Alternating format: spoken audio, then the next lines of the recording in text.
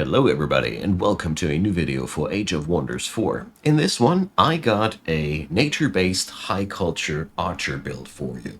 So, we're going to talk about the species that I'm playing here. I'm going to introduce the tomes that I personally love for this build, and it's all based around the idea of destroying everything with just your cheapest tier 1 unit, because the high culture has just one of the best tier 1 archery units, and it really works well. So we're going to get started with our baseline culture, and then we get over the rest of the details, and I'll follow up with a strategy guide after that. So we're playing high culture, and I added in the runesmith's trait. This one is really, in my humble opinion, quite mandatory, because you will be very, very mana hungry early on with all the unit enchantments that you want to have. And the rest there is just, well, nothing more to note about. It is quite nice that we have some rank ups on our two of our units that we actually use, but it's all about maintaining our unit enchantments because they are bread and butter for this build. The Adept Settlers build trait here is one option. I found it quite funny because it enables you to expand against the higher difficulty levels quite decently, because the AI is super aggressive and it gives you a foot into the door in the expansion race. But seriously, I feel like you can also play very, very well into this build, the Scions of Evil trait, because it just is so much fun to play evil high culture, because you will have permanently awakened units, and that's just massive. Or I personally found prolific swarmers a really, really nice trait as well, because we are going for a lot of units, a lot of tier 1 units, and prolific swarmers is just a massively powerful trait in that regard. So that's the culture we're running with. And with the traits, well, Keen-Sighted was pretty much a no-brainer, because the accuracy bonus is just really, really vital. Because, your weakest side are enemies that dodge well, and this mitigates one of your strongest downsides on this build. So I personally find it even mandatory. The other one, Sneaky, here is just, extremely good on the high culture in general, because awakened supporters can distract the enemy and flank and put them into a flanking status. And yeah, flanking is powerful on its own. This makes it even more powerful. And since we're running a tier 1 unit as our main damage dealer, this thing is really, really powerful, and I personally haven't found anything really better in the mind trade section. So that's what we're dealing with. We're going to go over the tomes here real quick. So I'm running for this build on tier 1, starting out with a Tome of Roots. Many reasons. First off, Poison Arrows gives you much needed extra damage. I mean, Awakened gives +4 damage, this gives another +4 damage. Basically, as soon as you have this unit enchantment going, your archers are a force to be reckoned with. Don't forget the poison damage over time, it's really good. And the Poison Blades, they synergize just into basically any culture, more blight damage, woohoo. So the real major sales points for me are Vine Prison, which summons just a couple of punching bags, which the AI loves to charge into, and this is really powerful because summons and distractions are super important for your build, because we are, like I said before, relying on a very squishy and vulnerable unit to do all the heavy lifting, and this protects you from getting battered randomly. Really powerful spell. Only downside, eats up a lot of your combat casting points, and you want to awaken units a lot, and that costs you combat casting points as well if you want to do it with magic, so there's a slight competition going on. And healing roots is always a good thing. The Entwined Thrall, well, you might want to use it. I didn't really use it because I personally didn't feel like they were synergizing too well into this build, but probably you can't put them to some use. The Herbalist, though, is massively cool because, mana is something you want to have in this build, and quite lots of it, so this is just a really, really good thing to go for. And if you happen to have some forests and swamps in your vicinity, the better. Tome 2 you're going to pick up is the Tome of Enchantment. There's so many reasons for that. First off, of course, Seeker Arrows. Our Awakened Archers already get 1 range extra, so +2 range is insane. You can really... your archers turn into artillery with this stuff, and it's really, really good. And it synergizes also with the Entwined Thrall if you want to use them. So the other sales point here are Sundering Blades, because reducing defense is really good. It softens up the enemy for your archers, and Demolisher is super helpful in the case of siege fights, so it really has something for you going on. And Awakened Tools gives you a nice bonus in terms of speed, because a slight city stability is something the high culture can easily stomach. And the Summon Copper Golem is also really good if you happen to need some reinforcements in the front line right now. This is a really good filler, because, you know, there's never something bad about a whole arm unit that just isn't too vulnerable against condition damage. Runecarver's Camp is again a wonderful thing, adds up some mana for your quarries, and it is even a unit deployment location, so you can also use this for larger cities to have a base camp where you can spawn your units from. And Spell Tempered Shields never hurts, you know, it makes your tier 1 shields, which are your major backbone in your defensive roster, just oh so better. After that, we go right into Tome of Amplification, because this unlocks Amplified Arrows, and this is where our damage potential is already pretty much at its peak. But these archers, once they have these 3 enchantments going, Amplified Arrows, Poison Arrows, and Seeker Arrows, and Amplified Arrows, you're actually melting everything, including tier 5 units. You actually don't need that much more damage anymore, and that's the wonderful thing. But this tome also provides Frenzy and Focus, because you happen to have some cool battle casters, and giving them some Frenzy and your supporters as well never hurts. And Astral Blood is just nice, because you happen to spam battle magic quite a lot if you're able to, so some crit hit for everybody. Who doesn't want that? Also, Combat Summon, it's a little bit not too synergistic, but the resonance fields are pretty cool, because they boost, again, your casting capabilities, and it's quite useful for you. On top of that, nice combat spell, but I don't use it too much because I conserve my mana for other things. And Amplify Minds, again, you have a lot of city stability regularly to spend, and just a little bit more into the research arms race. Who doesn't like that?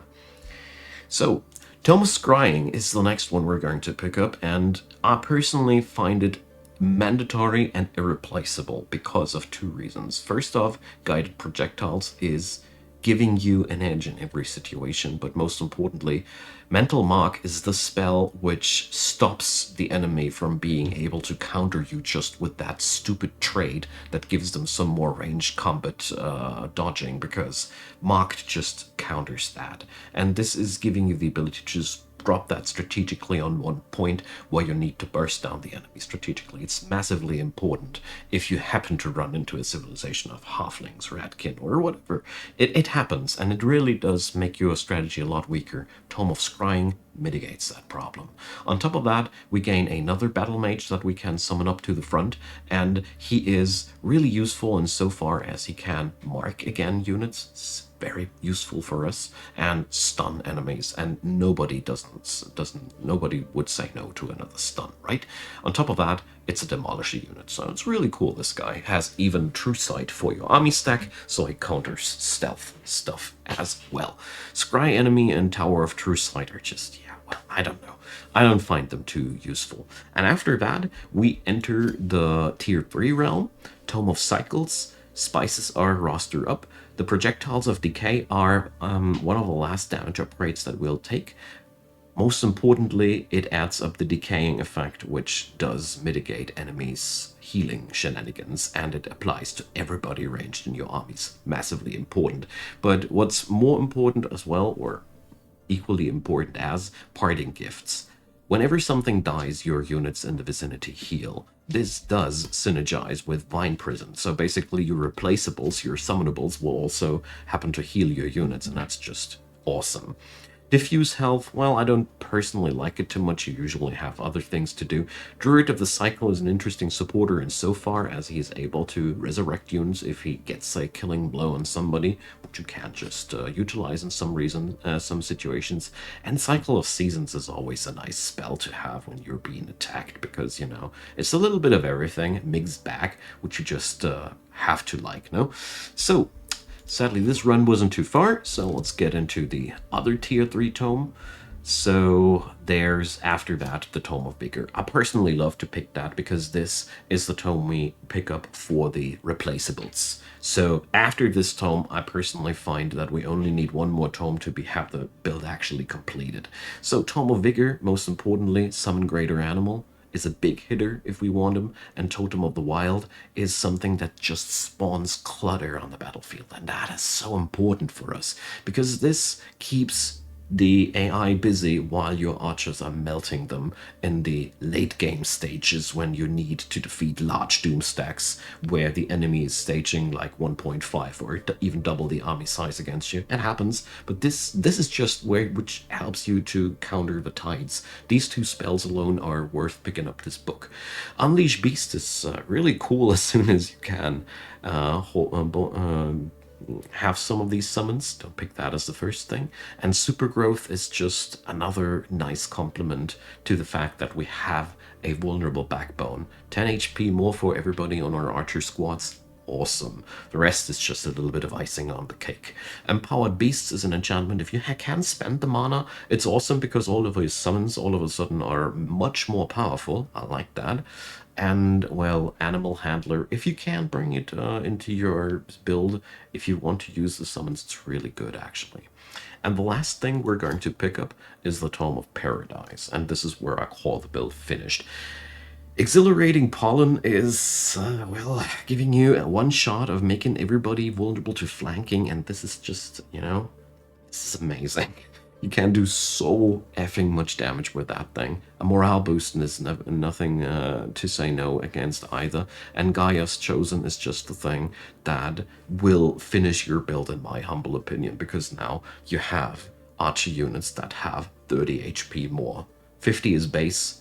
You have 80 HP on every one of your tier 1 baseline units, which makes them resilient against every form of Alpha Strike burst shenanigans that are really the vulnerable point of your entire strategy. If somebody can just flood enemy damage over your battlefield, that was something you would die from until you have Gaia's Chosen. And after that, well, all the other spells are just so nice because, healing of the army never hurts. Blessing of Paradise is another thing. You are already quite good at creating city stability with high culture. Why not add something on top of that? And the Enchanted Bloom gives you the ability to just terraform a bit, and Fortress of Vines is another defensive thing. I like everything in this build, in this tome here.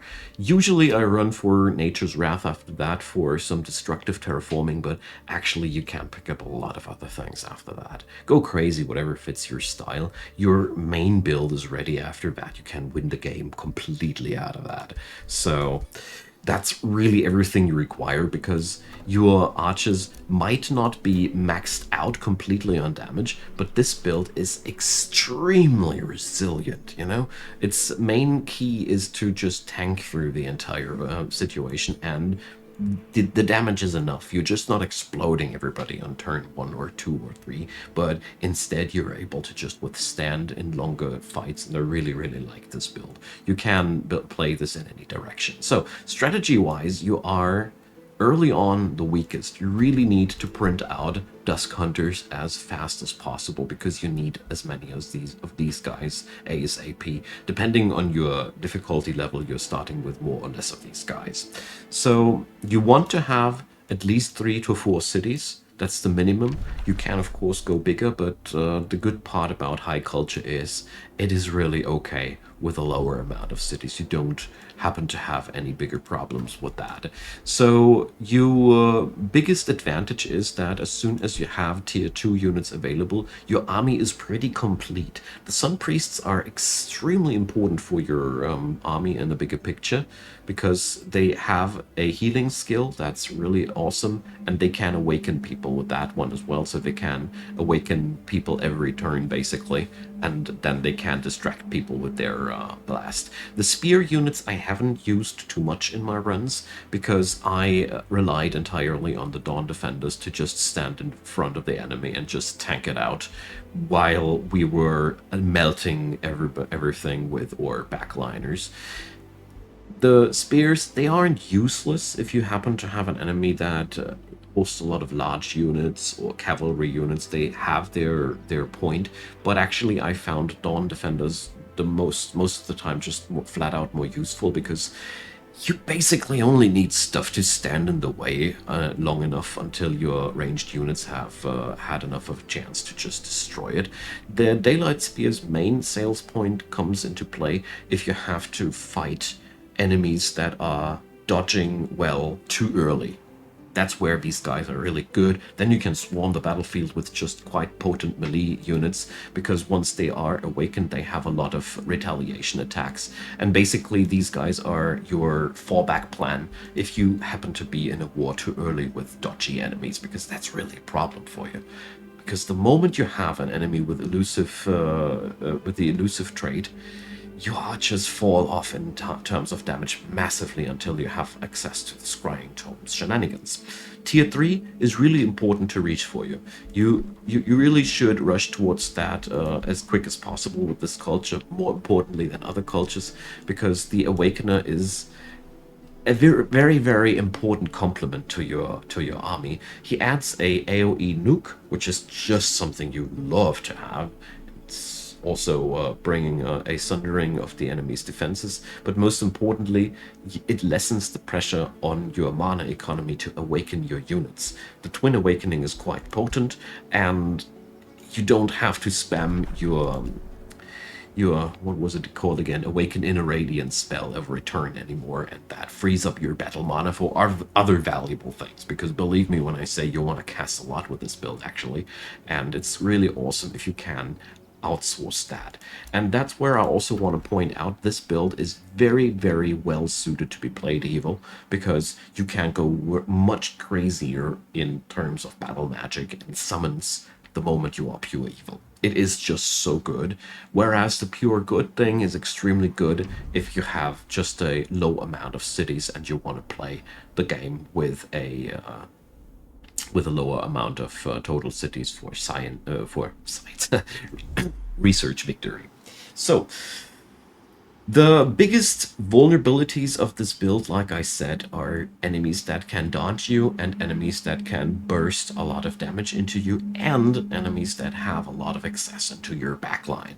These guys are the most problematic things, and you should try to take them out as quick as possible. Your economy, you should really try to focus yourself a lot as hard as possible into mana and knowledge income. These two things are really, really vital to you. Luckily, you have access to a province improvement with the awakened culture that is really useful for this regard, the Sun Shrine. The Sun Shrine is really useful because it gives you knowledge and more knowledge for each research post that you got, while the Herbalist, the Resonance Fields, and the Runecarver's Camp are there for you to increase your mana income. This means when you are asked if you want to build a research post or a conduit, with this build, you can safely bet on the research posts and just fill up the other things with conduits later. Use your special provinces in this build in the turns between 40 and 60, because this is where you can just bolster up your income to crazy proportions, and yeah, it's just massive if you can go for it. And last but not least, print a ton of units. It is one of your biggest advantages that you can mass produce your biggest damage dealer. You will usually just end up with a couple of frontliners, reliable ones, pick up something high tier that wherever you can, be it Rally of the Lieges or whatever sources are happening to be crossing your way. You only need to invest in quality into utility and frontline and tanking. The rest you can just fill up with your tier 1 archers. They are cheap, they are mass produced, you don't have to care if some of them die because you can just easily produce more of them in your other cities. The most pleasant part about it is that your culture is featuring a building that makes things even easier for that. Oh, no, here it was. First off, the Artisan Workshop gives you draft income, and the Light Forge does so as well. So producing those tier 1 units is ridiculously easy with this faction, and you can totally swarm your way. Talking about swarming, so I want to add in a few things at the end of the video now that you can do differently with this build. You can totally go, like I said, for a swarmy trade here, and you can totally go in the course of your development into the tier 1 Tome of the Horde, somewhere in between, because it is just very, very powerful. But if you do, you won't have access to the HP enchantment that I was talking about. So if you might have asked yourself why I was skipping that. It was because I want to have those tanky traits later on. But if you want to pick it up and say I don't need the tankiness, it's really right there and super powerful. And whenever you get to select a tome, you don't have to pick up the highest tome. You can also go for a show tome library and pick up a lower tier tome. You are not forced to pick the highest tier tome if it happens to be not your ideal choice. Of course, the same goes there in terms of other tomes that give you extra access to unit enchantments. You can go with this build quite crazy in terms of picking up more and more and more tomes instead of the tier 5 tome if you don't want to go for a magic victory, for example. So instead you go in the late game and pick up more and more and more unit enchantment tomes until you have the affinity marks for the real high tier unit enchantment tomes of Chaos, for example, or Materium, where, for example, tier 4 Materium with the Crucible Tome, you will turn your archers into AoE monsters. There's lots of other options that you can go for if you don't want to go for the magic victory. It's really important to know that you have a lot of options when you want to go later down the road after what I called the finished build. Okay, guys, so I hope that was helpful for you. Let me know what you think. Let me know in the comment section what kind of build you want to see next. I really love to hear input from you folks. And of course, leave me a thumbs up. Consider subscribing, and there is a playlist link down there if you want to have more Age of Wonders 4 info videos from my side. That's all I have down there. Just click it and you can knock yourself out with a nice binge watch there. So, last but not least, big thanks to the supporters of this channel. You guys are enabling me to do this wonderful job. These wonderful videos are courtesy to you. And if you want to find out what I'm talking about, PayPal, buy me a coffee, and Patreon are ways and means to check it out. So, thanks for watching this video yet again. Have a wonderful day, and see you soon.